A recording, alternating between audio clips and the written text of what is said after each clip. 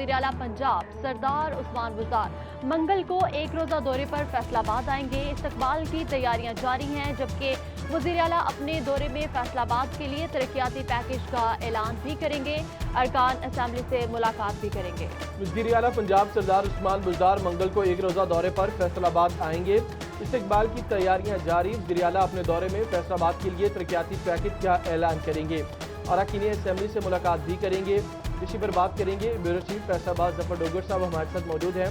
डोगर साहब, इससे पहले वज़ीर आज़म इमरान खान से फैसलाबाद के अरकान कौमी असेंबली ने मुलाकात की थी, क्या ये उसका समर है?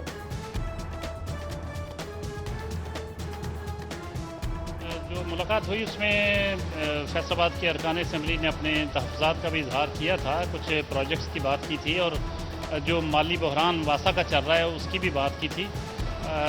कल गालिबन उसी के नतीजे में और जो वज़ीर आला से बाद में अरकान असेंबली ने मुलाकात करके अपने बाकायदा एहतजाज भी रिकॉर्ड करवाया था कि बहुत सारे इशूज़ हैं जिसकी वजह से बड़े मसाइल पेश आ रहे हैं। उसके पेश नज़र वज़ीर आला पंजाब सरदार उस्मान बुज़दार कल फैसलाबाद का दौरा कर रहे हैं।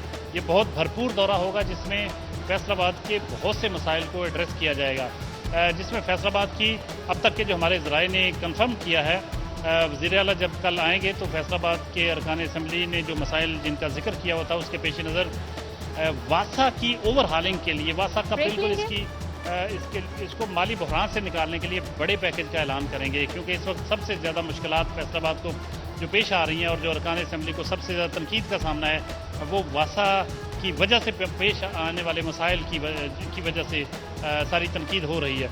और इसके साथ साथ जो फैसलाबाद भर की सड़कें जो हैं टूट फूट का शिकार हैं, शहरी गुजर नहीं पाते। शेखपुरा रोड का बहुत बुरा हाल है, झंग रोड, जड़ावाला रोड का बहुत ख़राब सूरत हाल है और समुद्री रोड और सरगोदा रोड सब सड़कों पे गड़े पड़े हुए हैं, गुजरना महाल हो जाता है बहुत सारी जगहों पे। इस तरह नाडवाला रोड की रीस्ट्रक्चरिंग और ओवरहालिंग की और उसको रीडिज़ाइनिंग की, रीस्ट्रक्चरिंग की ज़रूरत है, फंड्स की ज़रूरत है। डीसी फैसलाबाद ने उसके लिए लिखा भी है। अभी इसके साथ साथ हसीब शहीद कॉलोनी में फैज़ुल्लाह कमोका MNA का जो हल्का है उसके अंदर एक हॉस्पिटल, हसीब शहीद हॉस्पिटल बनाने के लिए भी फंड्स जारी किए जाएंगे। ये नून लीग के दौर में 50 करोड़ रुपए इसके लिए जारी हुए थे, लेकिन उसके लिए 2-2.5 करोड़ रुपए, 2-2.5 अरब रुपए की ज़रूरत थी। अभी फौरी तौर पे 50 करोड़ रुपए मज़ीद मांगे गए हैं। कल गालिबन वज़ीर आला इसका भी ऐलान करेंगे। इसके साथ साथ जो फैसलाबाद की सड़कों पे जो गड़े पड़े हुए हैं और फैसलाबाद में जो नए प्रोजेक्ट्स बनेंगे उसके हवाले से FDA की तरफ से वज़ीर आला को ब्रीफिंग दी जाएगी। वासा, FDA और इसके साथ साथ जो सेहत के मामलात में भी वज़ीर आला को ब्रीफिंग दी जाएगी। हेल्थ सेक्टर की जो होगी ये बहुत भरपूर होगा, क्योंकि फैसलाबाद में बहुत ज़्यादा मसाइल हैं। फैसलाबाद के अरकान असेंबली को बहुत ज़्यादा शिकवा है कि हमारे मसाइल हल नहीं हो पा रहे। तवक्को की जा रही है कि कल जब वज़ीर आला आएंगे तो सब मसाइल सारे वो मनसूबाजात हैं जिनके लिए वज़ीर आज़म से भी मुलाकात की गई अरकान असेंबली ने। आपको लगता है कि कोई नए मनसूबे का भी आगाज़ होगा या ऐलान किया जाएगा? देखिए, मैं जो आपकी बात समझ सका हूँ कि वज़ीर आज़म की तरफ से भी कुछ ऐलान हुआ था, उनसे भी मुलाकात की थी और फिर वज़ीर आला से जो ख़ास तौर पे जब मुलाकात हुई, दोनों मुलाकातों में जो अरकान असेंबली हैं उन्होंने अपना केस पेश किया था कि हमारे शहर के बहुत ज़्यादा मसाइल हैं और पाकिस्तान का तीसरा और पंजाब का दूसरा बड़ा शहर है, सबसे ज़्यादा रेवेन्यू देने वाला शहर है, लेकिन यहाँ बहुत ज़्यादा मसाइल हैं जिसकी वजह से PTI की गवर्नमेंट को शदीद तनकीद का निशाना करना पड़ता है और अरकान असेंबली के लिए हल्कों में जाना मुश्किल हुआ पड़ा है। सीवरेज के इश्यूज से लेके, हेल्थ के इश्यूज से लेके, कश्मीर अंडरपास का इशू, वो सारे इश्यूज जो हैं उनकी वजह से PTI बहुत शदीद क्रिटिसिज्म का शिकार है। उस वजह से अब वज़ीर आला दौरा कर रहे हैं। उनको दावत दी गई थी फैसलाबाद के दौरे की, लेकिन दिलचस्प बात यह है कि वज़ीर आला ने जब पहला दौरा किया था उसमें अरबों रुपए के मनसूबों का ऐलान किया था, लेकिन वो मनसूबे जो हैं उन पर पेशरफ्त नहीं हो सकी थी। अब उन मनसूबों का क्या दोबारा से बहुत सारे मनसूबों की तो तख्तियाँ भी लगा दी गई थी। अब देखना यह है कि कल जो वज़ीर आला जब आएंगे तो क्या वो अरबों रुपए के मनसूबे उनका दोबारा जिक्र होगा, उनके हवाले से भी यकीनन उनसे सवालात होंगे और जो नए मनसूबे हैं उनका भी पूछा जाएगा। अलबत्ता ये हमें पता चला है कि कश्मीर अंडरपास के हवाले से ये हमें बताया गया है, ज़राए ने बताया है कि 15 सितंबर तक उसका कम से कम उसकी दोनों अतराफ जो हैं वो की जाएंगी। अगले 3-4 दिन कहते हैं कि बारिशों की पेशगोई की गई है, लेकिन उसके फौरी बाद कश्मीर अंडरपास को खोल दिया जाएगा, बाकी काम साथ साथ होता रहेगा। 15 सितंबर तक ये खुशखबरी सुनाई गई है कि कश्मीर अंडरपास भी खोल दिया जाएगा। इसके अलावा जो भी बाकी मंसूबे हैं उनका भी उस पर भी फैसले होंगे। DC फैसलाबाद की सदारत में आज बहुत भरपूर इजलास जारी है। कल के इंतजाम को हतमी शक्ल दी जा रही है और इसके साथ साथ सिक्योरिटी के इंतजाम भी किए जा रहे हैं। ठीक है डोगर साहब, आपने इस हवाले से तफसीलन अपडेट किया, शुक्रिया आपका।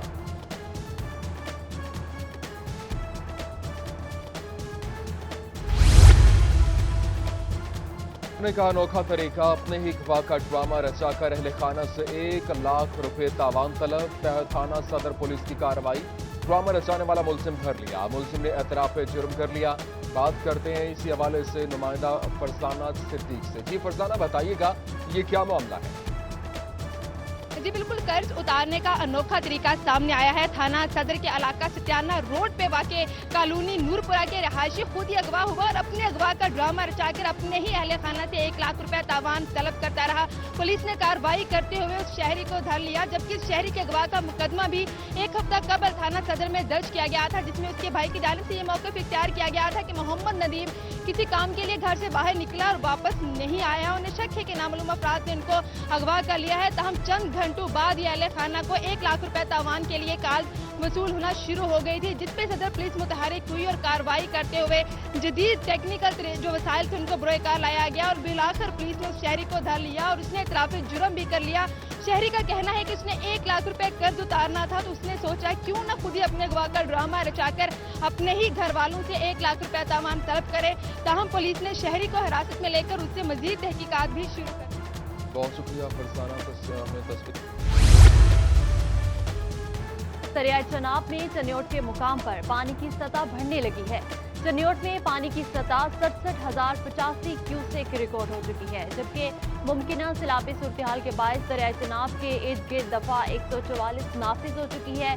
हेड खानकी से 52,777 क्यूसेक का सैलाबी रेला चनियोट की तरफ बढ़ने लगा है। सैलाब के पेश नज़र मुजा बाबोरा कोट हमेशा ज़ेर आब आने का खदशा है। दरियाए चनाब में चनियोट के मकाम पर पानी की सतह बढ़ने लगी। चनियोट में पानी की सतह 67,085 क्यूसेक रिकॉर्ड।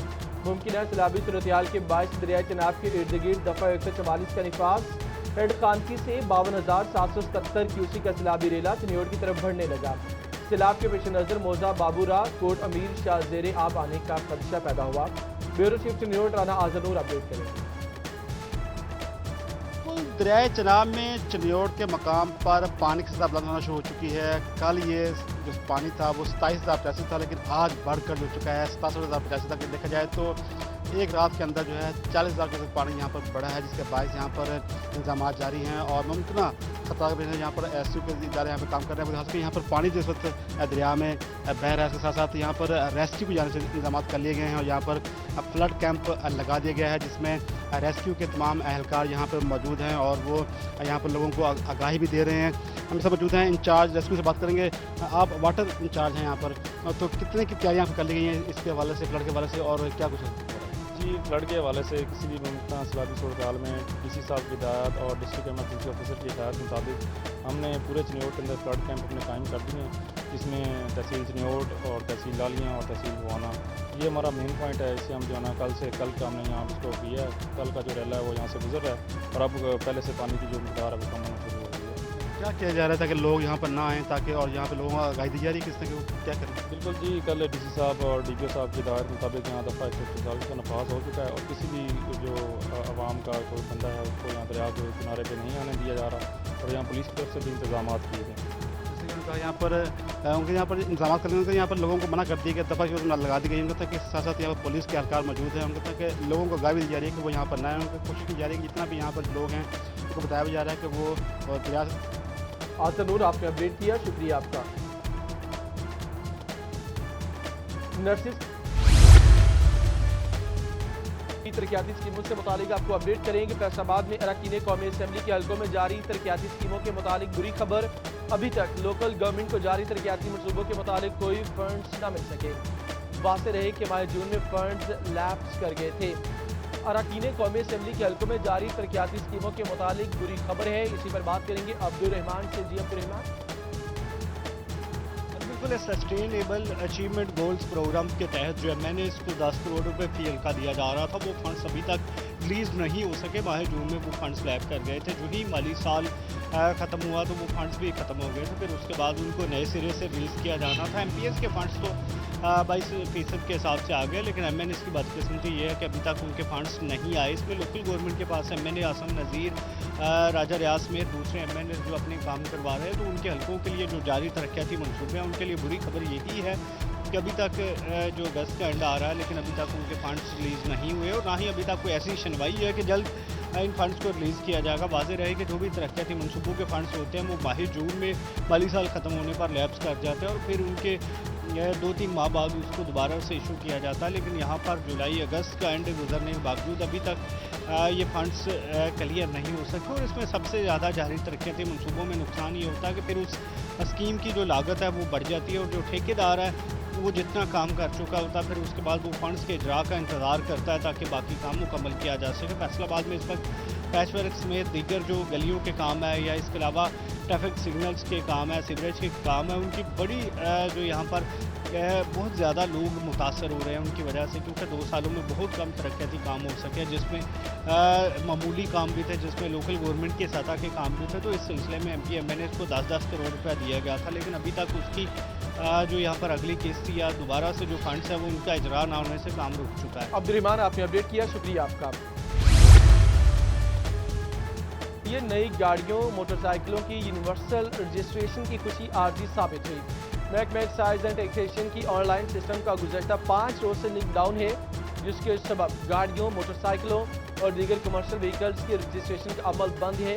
मैं रस्मत अपडेट करेंगे। जी, महकमा एक्साइज एंड टैक्सेशन की जानिब से गाड़ियों, मोटरसाइकिलों और दीगर कमर्शियल व्हीकल की रजिस्ट्रेशन के लिए यूनिवर्सल रजिस्ट्रेशन का सिस्टम गुज़श्ता हफ्ते ही मुतारिफ करवाया गया था। तहम शहरियों के लिए यह खुशी आर्जी साबित हुई और सिर्फ 2 रोज़ तक फ़ाल रहने के बाद महकमा एक्साइज का कमज़ोर ऑनलाइन सिस्टम बैठ गया और अभी तक ताहाल बंद है, जिसकी वजह से नई व्हीकल्स की जो रजिस्ट्रेशन का अमल है वो मुकम्मल तौर पर ठप हुआ है। दूसरी जानब जो गाड़ियों का टोकन टैक्स और मलकियत तब्दीली की ऐप्स हैं वो भी बहुत सुस्त रवि का शिकार हैं और उसकी वजह से भी काम मुतासिर हो रहा है। दूसरी जानिब एक्साइज हुकाम का कहना है कि पंजाब इंफॉर्मेशन टेक्नोलॉजी बोर्ड से इसकी जो ऑनलाइन खिदमात है वो हासिल की गई थी। ये टेक्निकल मसला है जिस पर हेडक्वार्टर को आगाह कर दिया गया है। पूरे पंजाब में ही ये सिस्टम का लिंक जो है वो डाउन हुआ है। इस हवाले से जो IT के माहिरीन हैं वो इस पर काम कर रहे हैं और जल्द ये मसला हल हो जाएगा और उसके बाद दोबारा जो गाड़ियों के रजिस्ट्रेशन का अमल है वो बहाल हो जाएगा। जी उमैर, आपने अपडेट किया, शुक्रिया।